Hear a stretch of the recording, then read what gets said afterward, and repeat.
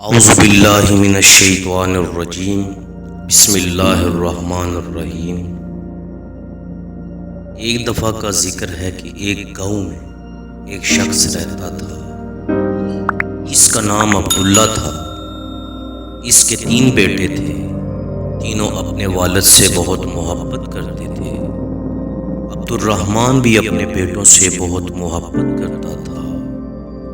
ایک مرتبہ عبد الرحمن نے اپنے تینوں بیٹوں کو بلایا اور ان کو ایک ایک سیب دیا اور کہا کہ اس سیب کو ایسی جگہ جا کر کھاؤ جہاں تمہیں کوئی نہ دیکھ رہا ہو۔ جو ایسا کرنے میں کامیاب ہو گیا میں اسے انعام دوں گا۔ تینوں بیٹے والد کو اللہ حافظ کہہ کر اور ان سے دعائیں لے کر گھر سے نکلے۔ دوسرے دن عبد الرحمن نے پھر بیٹوں کو بلایا اور باری باری سب سے پوچھا۔ سب سے پہلے بڑے بیٹے عبداللہ سے پوچھا، کیا تم اس کو ایسی جگہ کھانے میں کامیاب ہوگے جہاں تمہیں کوئی نہ دیکھ رہا ہو؟ عبداللہ نے جواب دیا، الحمدللہ ابا جان، میں نے وہ سیب ایک درخت کے پیچھے جا کر کھایا، وہاں مجھے کوئی نہیں دیکھ رہا تھا۔ پھر عبد الرحمن نے اپنے دوسرے بیٹے سے پوچھا، یوسف تم بتاؤ تم نے کیا کیا؟ یوسف نے کہا، ابا جان میں نے وہ سیب کمرے میں بند ہو کر اندھیرا کر کے کھایا اور مجھے یقین ہے کہ وہاں مجھے کسی نے نہیں دیکھا۔ عبد الرحمن نے تیسرے بیٹے سے پوچھا، سلیم تم نے کیا کیا؟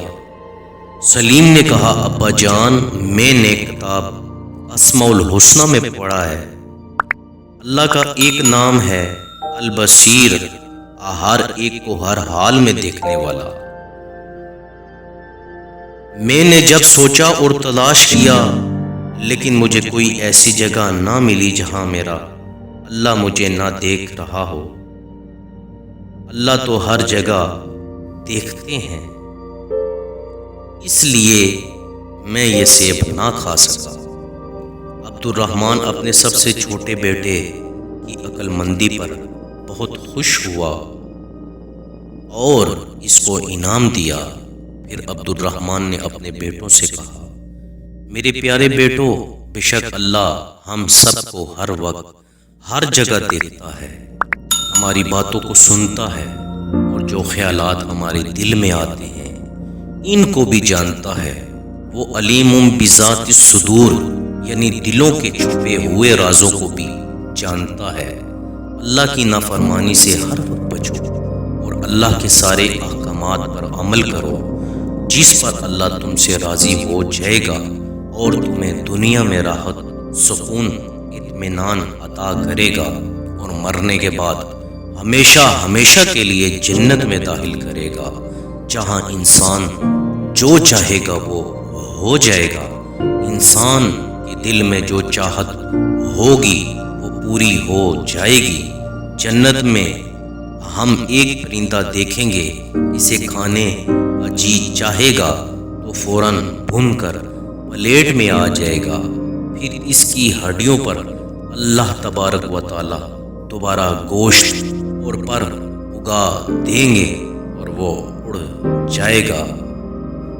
وہ وہاں جنت میں مزے ہی مزے ہوں گے۔